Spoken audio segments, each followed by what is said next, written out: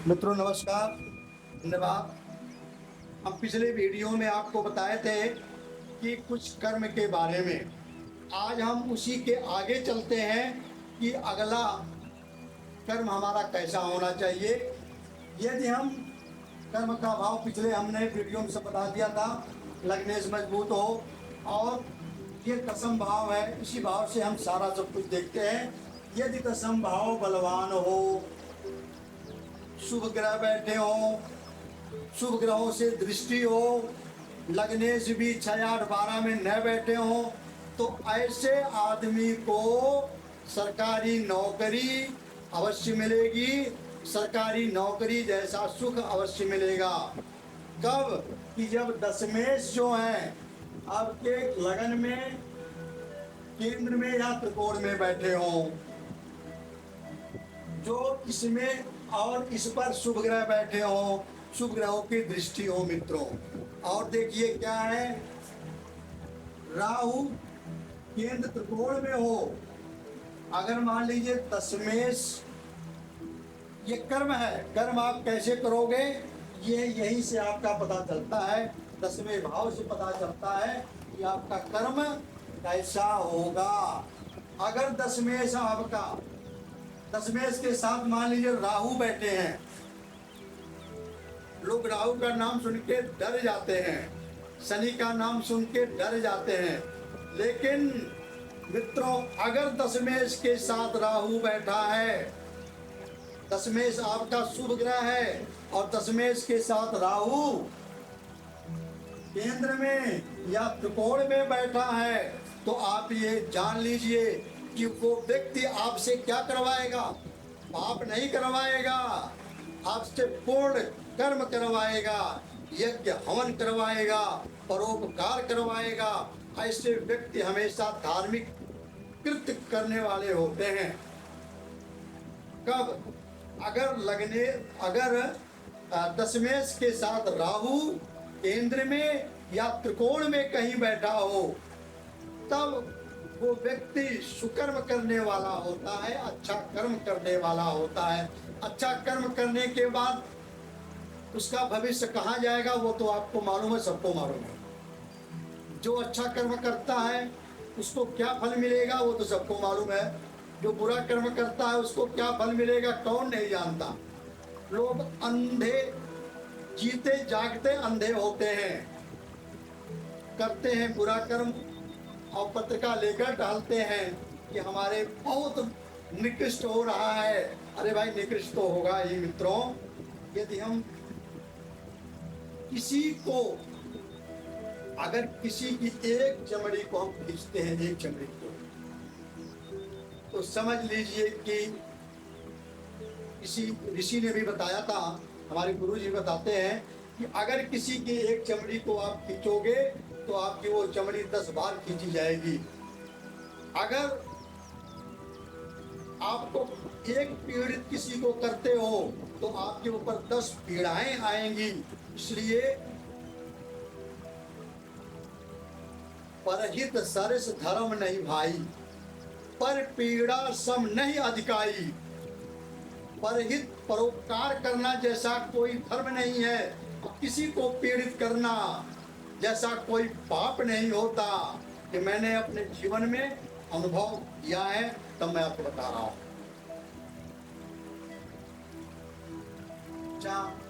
अब अगर दशमेश राहु के साथ कहीं भी बैठा है तो पूर्ण आपसे करवाएगा, अच्छा काम करवाएगा, अच्छा फल देगा।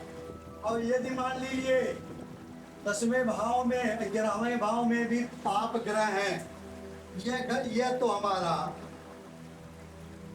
कर्म का हो गया। और उसके फल कैसे मिलेंगे ये भी मैं आपको बता दूं हाथों हाथ। 11वें भाव से आप देखो, अगर इसमें शुभ ग्रह बैठे हुए हैं तो समझ लो कि ये अभी इसकी दशा जब आएगी तो कर्म तो अच्छा भी है, फल भी इसका अच्छा ही आने वाला है। अगर लाभेश, इनको लाभेश बोलते हैं, अगर लाभेश केंद्र त्रिकोण में बैठा है तो समझ लो कि 10वें में भी शुभ ग्रह है, 11वें में भी शुभ ग्रह है, अच्छे घरों में बैठे हैं तो आप अपने आप जान जाइए कि मेरे भविष्य में अच्छे फल होने वाले हैं, अच्छे शुभ फल की प्राप्ति होने वाली है। और अगर मान लीजिए दसम में भी पाप ग्रह है, 11वें में भी पाप ग्रह है, दसम और 11वां 6 और 12 में बैठा हुआ है, दसम और 11वें भाव पे कर्म भाव पे, इसको हम राज्य भाव बोलते हैं, इसको लाभ भाव बोलते हैं। राज्य भाव पर और लाभ भाव पे शनि मंगल राहु केतु की दृष्टि है, तो ये समझ जाइए कि इसका कर्म भी खराब है और इसका भाग्य भी खराब है, आगे फल भी इसको अच्छा नहीं मिलेगा।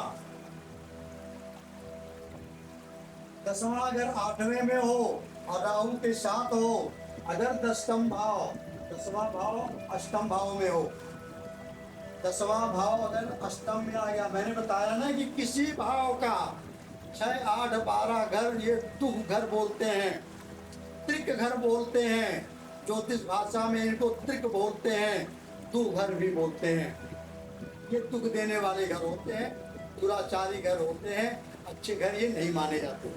तो अगर 10वें घर में, 10वां घर अष्टम में बैठ गया और राहु के साथ है, तो क्या परिणाम होगा? ऐसा व्यक्ति बहुत ही महामूर्ख होता है और कुकर्म कृत्य करता होता है, उसके द्वारा कोई सत्कर्म नहीं कर सकता। वो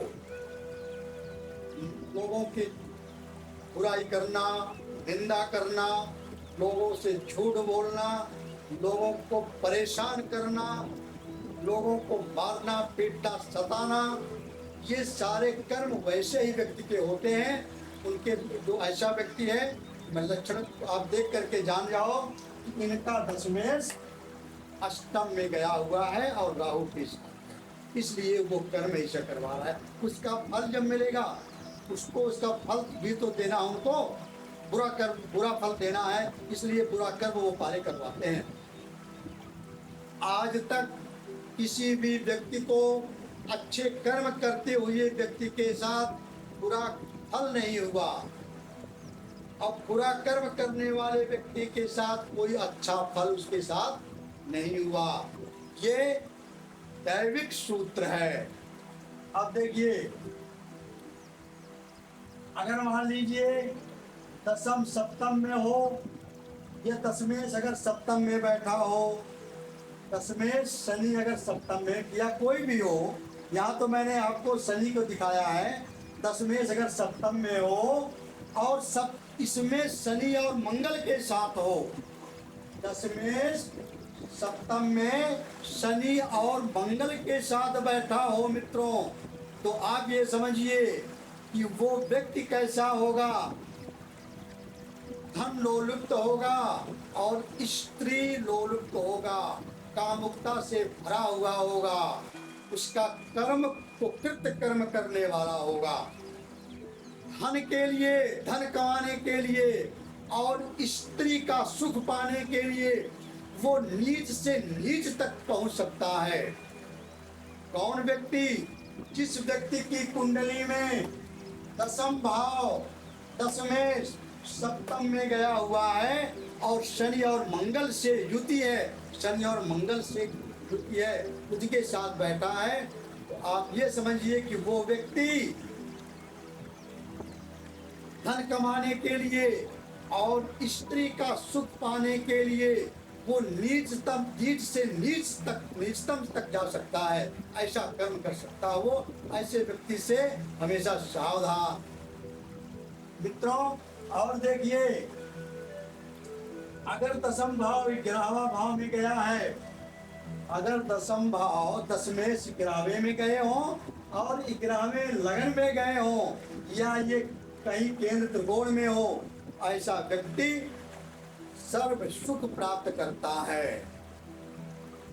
यदि दसम भाव 11वें भाव में गए हो, लाभ में गए हो, और 11वें भाव जो लाभेश है वो लगन में हो, या केंद्र के किसी भी भाव में हो, या त्रिकोण में बैठे हो, शुभ ग्रहों से दृष्टि हो, तो आप ये जानिए कि ऐसे व्यक्ति जन्मजात सुख प्राप्त करेंगे और अंततः वो सुखी रहेंगे। ये बहुत ही दैविक सूत्र है। और ये चीजें आपको मैं ये जो चीज पढ़ा रहा हूँ वो कहाँ से है, ये देखिए, इस पुस्तक का नाम है ज्योतिष पितामह महर्षि पराशर प्रोक्तम बृहत् पराशर होरा शास्त्रम भाग 1। ये तो मेरा नाम है, मैंने लिखा। इस पुस्तक का अध्ययन हम लोग कर चुके हैं, ये बात देख लीजिए।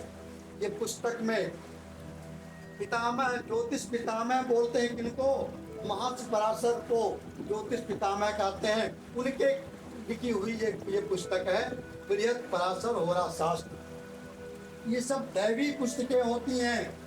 मैं आपको जो भी चीज बताता हूँ ये यथार्थ है। इस पर कोई टिप्पणी अगर करना चाहे तो मैं आपको बता देता हूँ। ये पृष्ठ नंबर 166 पर जाइए और श्लोक संख्या 33 है। श्लोक संख्या 33 पृष्ठ नंबर 166 पर जाइए। ये जो मैंने आपको बताया है ये सारे कथन आपको वहां मिलेंगे। मैं आपको जो भी बताता हूँ सब प्रूफ के साथ पुस्तकों से, शास्त्रों से ली हुई बातों को बताता हूँ। अपने मन की गढ़ी हुई कहानियां, लोगों से सुनी हुई बातें पर मैं भी विश्वास नहीं करता। मैं भी दूसरे विचार का व्यक्ति हूँ। जो मैं शास्त्रों में, अनुसंधानों में पाता हूँ वही मैं आपको यहाँ पे वीडियो बनाता हूँ। और देखिए, अगर 10वें ग्रावे में हो और 11वां लगन में हो या केंद्र में हो या त्रिकोण में हो तो ऐसे व्यक्ति जीवन भर शुभ कर्म करेंगे और शुभ फल की प्राप्ति करेंगे। ये जन्म से ही कुंडली बता देती है कि ये अशुभ करता होगा व्यक्ति की अशुभ करता होगा। आप अपनी कुंडली में स्वतः अपने कुंडली खोल करके आप देख लीजिए। हाँ, मैंने आपको बताया ग्रह, उसमें कुछ सुझाव भी हैं। हम अगली वीडियो में इसका उपाय भी बताएंगे आपको। अगर मान लीजिए आप शुभ व्यक्ति हो, अच्छे कर्म करने वाले हो, लेकिन आपके साथ अशुभ हो रहा है। अशुभ तो होना ही है जब ग्रहों की युति होगी। ग्रह जैसे बैठे होंगे वैसा फल, लेकिन उससे उनके अशुभता में भी कुछ शुभता आ जाती है। अशुभता उनका कर्म हो जाता है। इसका उपाय मैं अगली वीडियो में आपको बताऊंगा। और देखिए, यदि लगन में दशमेश लगन में हो, दशमेश कहाँ हो, लगन में हो, और लग्नेश चंद्र के साथ केंद्र या त्रिकोण में हो। दशमेश अगर जो है वो लगन में हो, बहुत अच्छा योग होता है। मैंने बहुत सारे कुंडलियों में देखा है कि जिनके दशमेश लगन में हो वो अपने बाहुबल पे बहुत आगे निकल गए। किसी की सहायता उनको नहीं लेनी पड़ी। उनको दूसरे को सहायता देने वाले होते हैं। बहुत सारे लोगों को वो खिलाते पिलाते भरण पोषण कराने वाले होते हैं जिनके लग्नेश दशम में पहुंच गए। गरीब व्यक्ति भी बहुत बड़ा अमीर हो जाता है अपने कर्मों के ऊपर, अपने शुभ कर्मों से। और देखिए, और लग्नेश कहाँ हो, चंद्रमा के साथ हो और वो केंद्र और त्रिकोण में हो तो ऐसे व्यक्ति दूसरों को भरण पोषण करने वाला, अपने दम पर हमारे जैसे प्रधानमंत्री माननीय मोदी जी, मंत्री महोदय और बहुत सारे महापुरुष हुए हैं जो कि अपने बल पे, इनके पारिवारिक बैकग्राउंड बिल्कुल कुछ नहीं था, लेकिन उन्होंने अपने बल पे इतने उच्चतम चरम सीमा पर प्राप्त किए। इनकी कुंडली में हम आप देखोगे ऐसे ही कर्म और लग्नेश से संबंध है। मित्रों नमस्कार, वीडियो आप पूरा देखना, लाइक सब्सक्राइब जरूर करना। अगली वीडियो में मैं, यदि मान लीजिए इनके विपरीत आपके ग्रह जा रहे हैं तो अगली वीडियो में आप जरूर देखना। मैं उसमें आपको उसका उपाय बताऊंगा। अशुभता को कर्म कम कर देते हैं और शुभता को बढ़ा देते हैं। मित्रों नमस्कार, धन्यवाद।